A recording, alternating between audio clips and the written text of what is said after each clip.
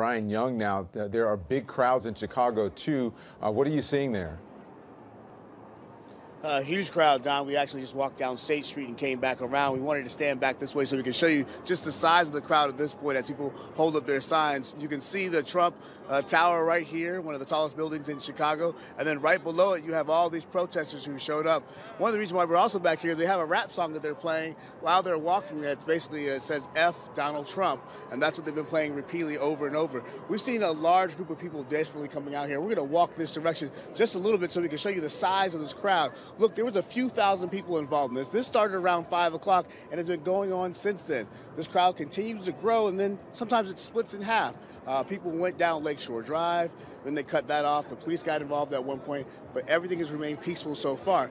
There are some people, though, who don't agree with what's going on in terms of what's the protests. I just wanted to ask a real quick question. You said you don't mind that the people are protesting, but you're a little frustrated with how they're blocking the streets and what's going on. Tell me about how you feel about it. They're blocking the streets, they're burning flags, they're standing on buses, they're writing swear words all over buses. It's not helping. This is not helping. I wanted Hillary to win more than anybody. And to stand out here and to not have a call to action and not be specific, that's why we're here where we are now, because we haven't been talking about policy, because we haven't been being specific, because we've been talking about things that don't matter, things that about personality, not policy, and there needs to be a call to action. And I need Hillary to stand up right now and walk in and sue the United States of America and say, back when black people they couldn't vote, right? How many years ago your vote would have been 1/3? Guess what? Today it still is. Today, right now, it still is. So you don't feel like this was a fair election, because it looks like Donald Trump won fair and square. How did he win fair and square? Hillary had more votes. More human beings voted for Hillary. This isn't fair. We didn't get one vote. You didn't get a vote. It's just like back in the day when your vote was 1/3. So the Electoral College, you're somebody who wants to blow that up. You want to get rid of Electoral College. Just count the votes. It's ridiculous. Hillary, you're a lawyer. Walk in, go to the Supreme Court. I believe in you, Hillary. I've been to Rwanda. I've been to your hospital in Rwanda. I've seen all the good you've done. I believe in you. Women need you. Minorities need you. I need you. Chicago needs you. We all need you. This country needs you to stand up and walk into the Supreme Court and say one vote equals one vote. What's wrong with that? What's the debate? You can definitely feel his passion. There's other people out here who feel the same way. At one point, you had people who were blocking this road. Chicago police moved in. Everything has remained peaceful. And like I said, Don, as you see, thousands of people still continue to gather. But like you heard this man, very passionate about the idea. He doesn't want Hillary to stop. Yeah, Brian, I used to live there, and I know that guy. That's John Gerkovic. He actually went to Africa with me. As a cameraman. But anyway, that's another story. All right, thank you, John. Thank you very much, Ryan. I want to get back to Jason. Jason, you have been covering the Trump team tonight. These protests are right in front of Trump Tower. Are they saying anything about this tonight? We haven't heard anything from the Trump campaign so far, but as I said earlier, Don, tomorrow's another day, and perhaps we will hear something about the protests we're seeing in front of Trump Tower. A number of these protesters still here on 5th Avenue between 56th and 57th Street. For the most part throughout the night, the protests have been peaceful. We saw one man taken into custody, arrested just a short time ago. There were some reports of some folks throwing water bottles as well. But again, for the most part, the number of people who are out here, and Don, they numbered by the thousands at one point here at the intersection of 5th Avenue and 57th Street. I want to bring in one of those protesters right now. Her name is Katie. Katie, we were talking a little bit earlier about why you decided to join these people out here tonight. I'm joining because I was a Hillary supporter. I canvassed yesterday, but mostly because I think that the way he ran and what happened with Comey and other things like that, I just don't think he's an appropriate I just don't think he's an appropriate leader for our country. He doesn't represent us, and he scares me. As a woman, frankly, he scares me. But clearly he does represent a significant number of people in this country. I think he represents a point of view of a significant number of people, because as like a businessman... And what do you think that point of view is? Unfortunately, I think it's racist. I think it's a bit uneducated, but not by the fault of those people. But I think that he wants sort of like an archaic state of mind, because like that has to do with ideals that aren't really our own. That's of one group that's not really the greater America any longer. He did say yesterday that what he wants to do now is represent people of all backgrounds, all ethnicities, all cultures going forward, and wants to try to unite this country. But as we look at the scene behind you here, a number of people who still clearly feel upset about the outcome. Yeah. Is that something you think he can accomplish? I don't. I mean, he said no one respects women more than him. No one does anything more than him. Everything he said hasn't been true. So I don't think he's suddenly going to unite us, especially when so many people feel disenfranchised. And this is one of many protests across the city and many that are planned. Many more planned, you said. Yeah. And even like what's unfortunate is, the police even, there was a man who was drunk and everyone there was begging him not to and pushing people. And we were begging, who is a black man, and we were begging him not to, because we didn't want that to become the focus, and we were scared that if he got arrested, something would happen to him. So we're living in a country where it's so deep-rooted that I don't think someone like Trump can fix stuff like that. I really don't. All right. Well, Katie, I want to thank you very much for coming to join us. Thank you. Appreciate that. Donna, obviously, a number of people who are out here on the streets tonight, not just in New York City, but in places like Chicago and Los Angeles, some deep feelings of resentment about what happened. But you heard from the president-elect. He has said that what he wants to do is to try to unify this country.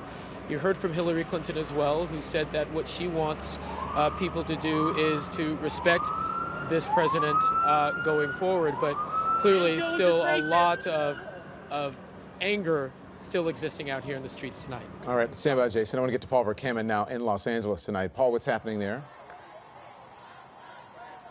Well, Don, the march that started from City Hall is now winding through the streets of Los Angeles. At least 1,000 people are involved. And earlier, they brought out a huge papier-mâché Trump head. The Trump piñata had been sort of popular throughout California as many people were taking their frustrations out on these Trump piñatas, and they set it on fire.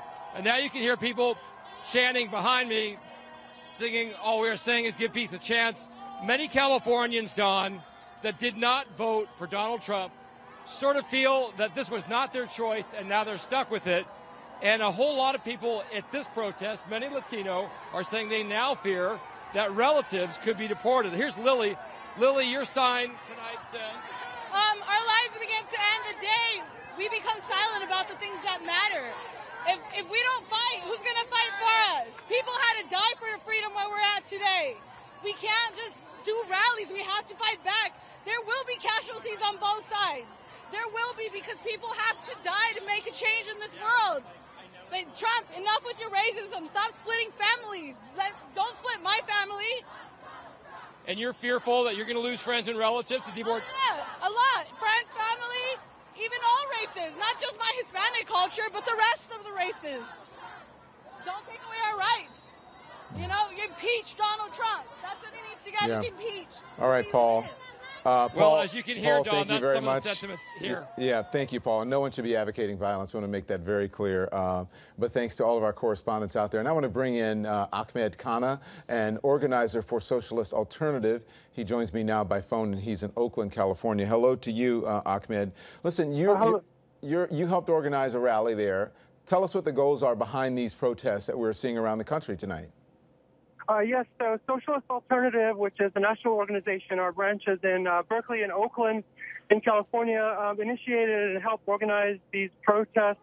The goal is, it's basically people are furious, not just at, the result of the election last night, obviously, but the rhetoric of Donald Trump, which has been completely appalling and hateful, and also there's a strong sense of fury at the Democratic Party, which many people feel sort of facilitated Donald Trump's victory. So I think in general there's really a feeling of profound anger. Yes, the protests are very peaceful at the same time. So the goal is just to raise awareness that there are these millions of people and tens of millions of people who are simply fed up with the status quo. Ahmed, Nicholas Kristof from the New York Times was just on, and he just made the point that his side lost, and we need to give the new president a chance and be right there if he does something wrong from this point forward. Do you see his point? Do I see a point? I think that Well, Nicholas Kristof, has his own views, and I don't know the full context of where he's coming from. But I would say that I personally I can't speak for all the protesters here. I cannot speak for all the organizers. There are thousands of people here in downtown Oakland, but I can speak for myself and Socialist Alternative. We will not stop protesting either of the two major parties, actually, but certainly we will not stand by and watch Donald Trump continue to sort of purvey scandalous racist tropes about Latinos, African Americans, his Islamophobia, his homophobia, his misogyny. And so I think that this is the beginning of people moving more into activism, more into unrest and dissatisfaction. So in a way, I totally disagree with what, as you represented Kristof's comments, which seem to believe that the fundamental process of these elections is somehow legitimate in many ways. So, Ahmed, what could the president-elect do to say to make you feel more comfortable with him being in the White House? By speaking for myself or on behalf of my organization? You can speak for yourself or on behalf of your organization.